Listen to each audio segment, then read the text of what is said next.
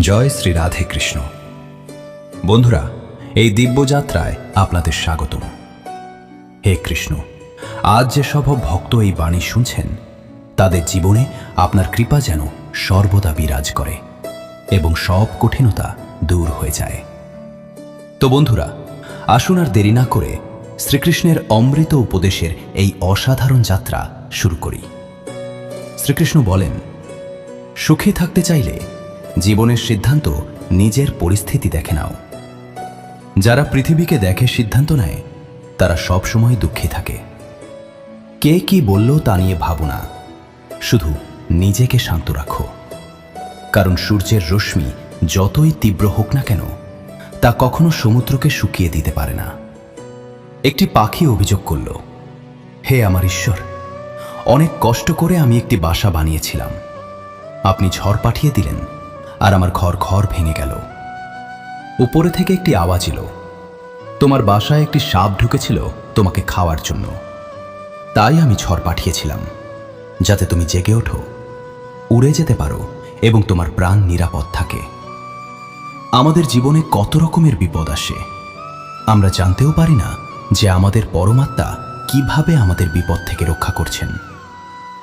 যদি তোমার মনে হয় যে পরমাত্মা তোমাকে কষ্টের দিকে নিয়ে যাচ্ছেন, তাহলে বিশ্বাস রাখো, তিনি তোমাকে সেই কষ্টের পারেও নিয়ে যাবেন। মনের যন্ত্রণা কখনো শেষ হয় না, তাই অন্যকে দোষারোপ করে কোনো লাভ নেই। এর সবচেয়ে সহজ উপায় হল নিজের মনকে ঈশ্বরের কাছে সমর্পণ করে দাও। ঈশ্বরের সঙ্গে যুক্ত হলেই জীবনে সুখ, শান্তি, সংযম, সহনশীলতা, ভালোবাসা, নতুন শক্তি, জীবনের সঠিক পথ এবং সন্তুষ্টির সূচনা হয়ে যায়। আর আমাদের মন কখন যে যন্ত্রণা থেকে মুক্ত হয়ে যায় তা টেরও পাওয়া যায় না।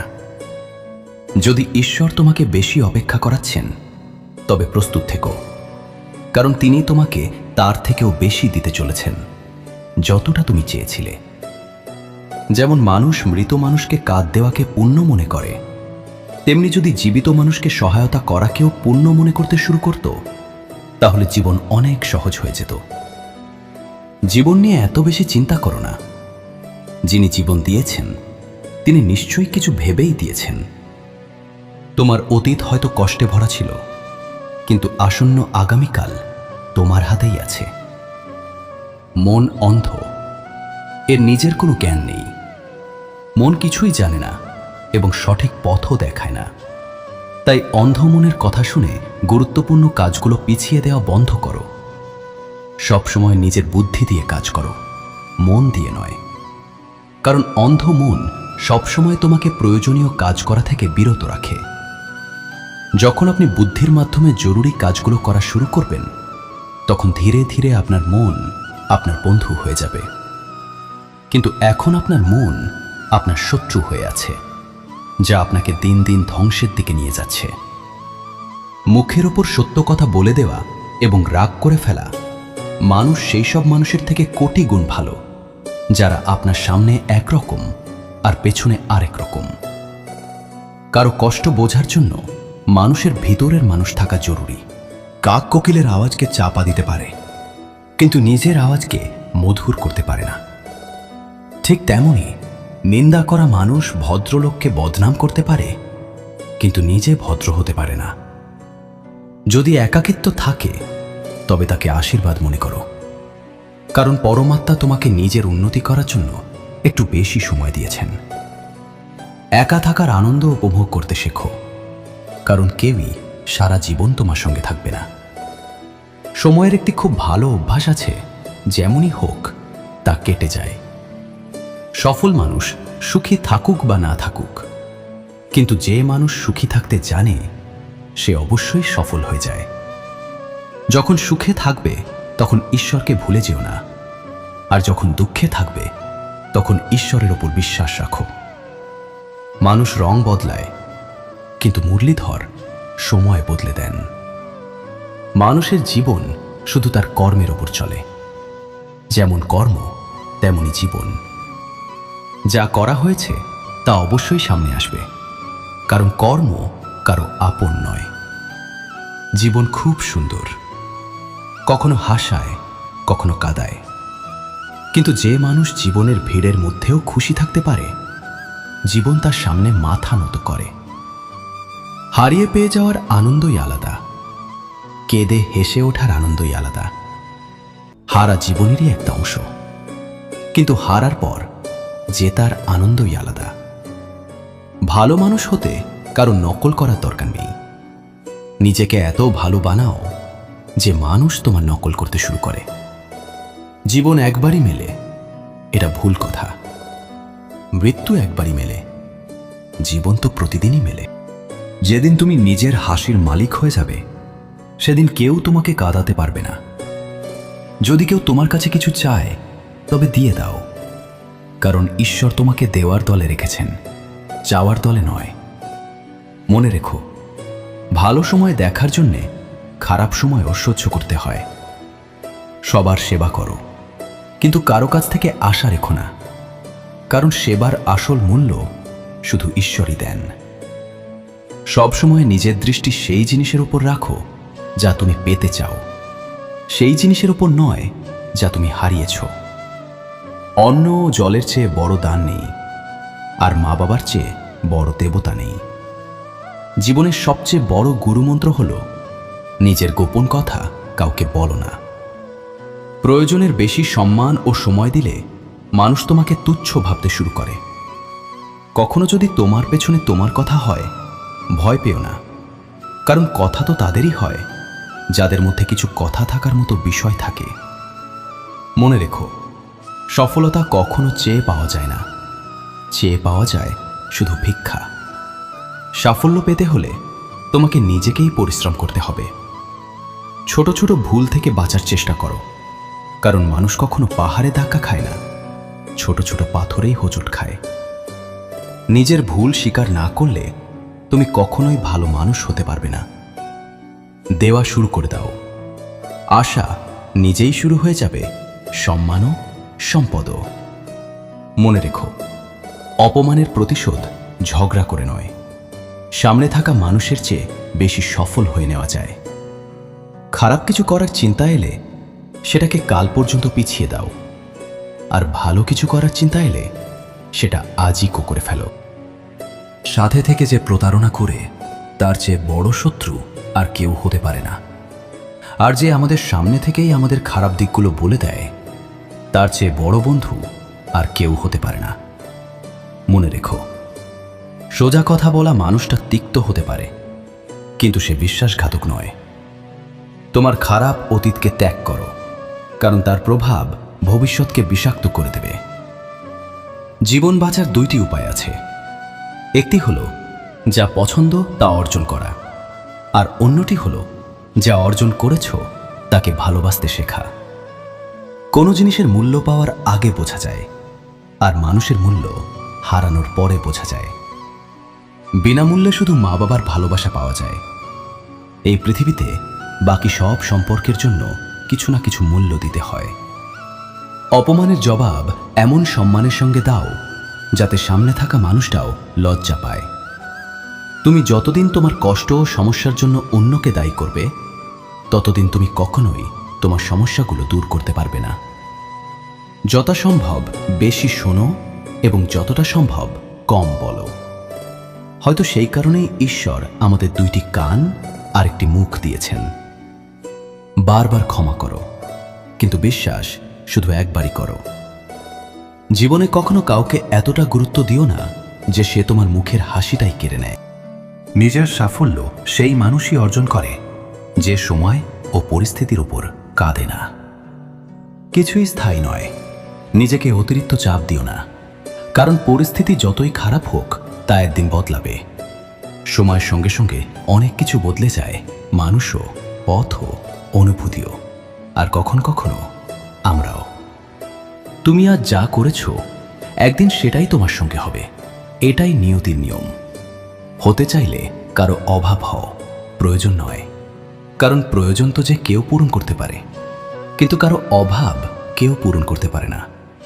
কাউকে কিছু দিতে না পারলে অন্তত আশীর্বাদ করো, কারণ আশীর্বাদ এমন একটি উপহার যার জন্য ধনী মানুষও হাত পেতে দাঁড়ায়।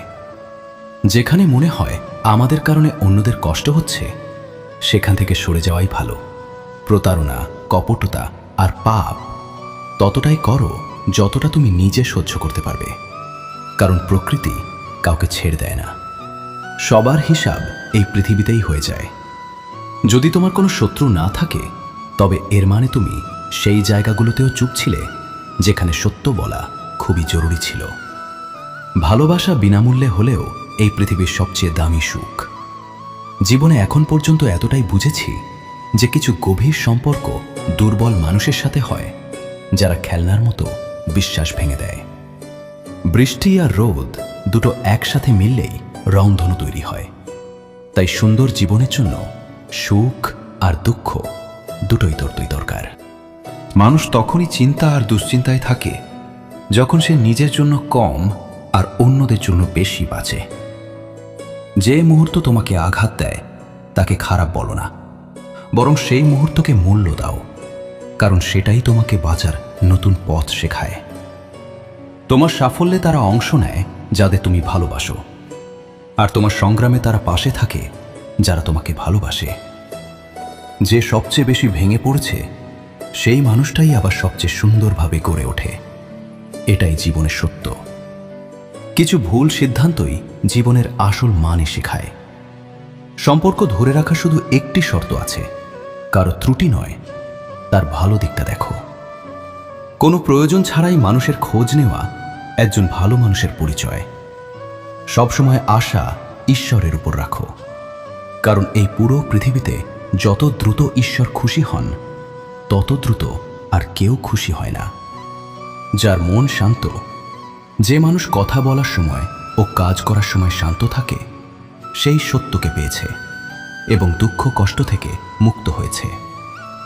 ম্যাচের কাঠি অন্যকে জ্বালানোর আগে নিজেই জ্বলে ওঠে, তেমনি আমাদের রাগও ম্যাচের কাঠির মতো, যা অন্যকে নষ্ট করার আগে নিজেকেই পুড়িয়ে ফেলে। বুদ্ধির কথা সাধারণত দু ধরনের মানুষই বলে। একজন যার বয়স অনেক বেশি, আরেকজন যে খুব অল্প বয়সেই খারাপ সময় দেখেছে। এই পৃথিবীতে আবেগের মতো আগুন নেই, মূর্খতার মতো জাল নেই, ঘৃণার মতো দানব নেই এবং লোভের মতো ধারালো কিছু নেই। গুণ ৩৬টি নয়, মাত্র ৪টি হলেই যথেষ্ট।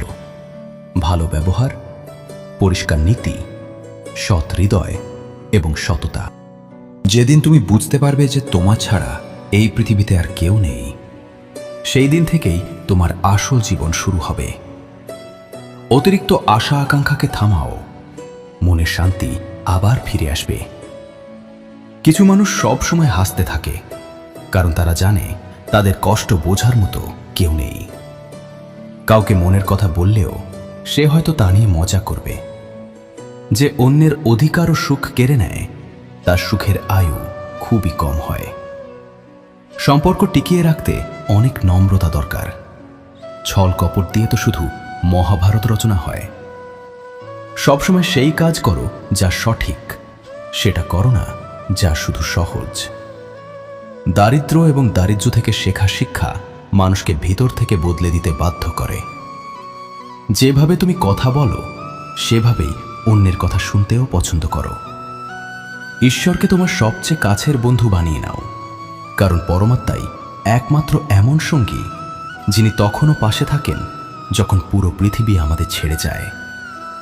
এমন মানুষের সঙ্গে বন্ধুত্ব রাখো যারা তোমাকে আরো ভালো হতে অনুপ্রাণিত করে, যারা তোমাকে নিজের দায়িত্ব মনে করে, তোমার খেয়াল রাখে, তোমাকে আপন মনে করে, তোমাকে নিজের ঘরের মতো অনুভূতি দেয়, তোমাকে সাহায্য করে এবং তোমাকে বোঝে। মৃত্যুর সময় কেউ তোমার কথা শুনবে না। কর্মের গতি নির্ধারণ করবে তোমাকে কোন দিকে টেনে নিয়ে যাওয়া হবে। স্বাস্থ্য সবচেয়ে বড় উপহার, সন্তোষ সবচেয়ে বড় সম্পদ, বিশ্বস্ততা সবচেয়ে বড় সম্পর্ক। তুমি যদি প্রতারণা করো, তবে প্রতারণাই ফিরে পাবে। আজ না হয় কাল, কিন্তু অবশ্যই পাবে। সত্যের পথে জীবন কাটালে প্রতিটি মুহূর্তে শান্তি পাবে। উপবাস কি শুধু অন্যেরই হবে? লোভ, লালসা, ঘৃণা, নিন্দা, ক্রোধ এবং খারাপ চিন্তারও উপবাস হওয়া উচিত। মনের সংকল্প এবং শরীরের পরিশ্রম যদি কোনো কাজে পুরোপুরি লাগানো যায়, তাহলে সাফল্য অবশ্যই আসে। ভাগ্যের দরজায় মাথা ঠোকার চেয়ে কর্মের ঝড় তৈরি করো, দরজা আপনিই খুলে যাবে। ক্রোধের অবস্থায় বিভ্রান্তি জন্ম নেয়, বিভ্রান্তি বুদ্ধিকে নষ্ট করে দেয়। বুদ্ধি নষ্ট হয়ে গেলে মানুষের পতন ঘটে। পানি যদি তার সীমা ছাড়ে তবে ধ্বংস হয়, আর কথা যদি সীমা ছাড়ে তবে সর্বনাশ হয়। কাউকে প্রতারণা করা একটি ঋণ, যা একদিন অন্য কারো হাতে তোমাকে অবশ্যই শোধ করতে হবে। এটি কলিযুগ, সব সময় প্রস্তুত থাকো। আবহাওয়া এবং মানুষ কখন বদলে যাবে তার কোনো নিশ্চয়তা নেই। ভগবান বলেন, তুমি যদি আমার দিকে তাকাও, আমিও তোমার দিকে তাকাবো। তুমি যেভাবে আমাকে স্মরণ করবে, আমি সেভাবেই তোমার কাছে আসব। প্রতিশোধ নেওয়ার কথা ভেবো না, শান্ত হয়ে বসে থাকো। যারা তোমার সাথে খারাপ করেছে, শেষে তাদের সাথেও খারাপই হবে। এই পৃথিবীতে সবচেয়ে মূল্যবান জিনিস হলো সময়, তাই এটাকে নষ্ট করো না, নইলে শেষে অনুতাপ ছাড়া কিছুই থাকবে না। জীবনে নিজেকে কারো সাথে তুলনা করো না। যেমন চাঁদ আর সূর্যের তুলনা করা যায় না, কারণ দুজনেই নিজের সময়ে জ্বলে ওঠে।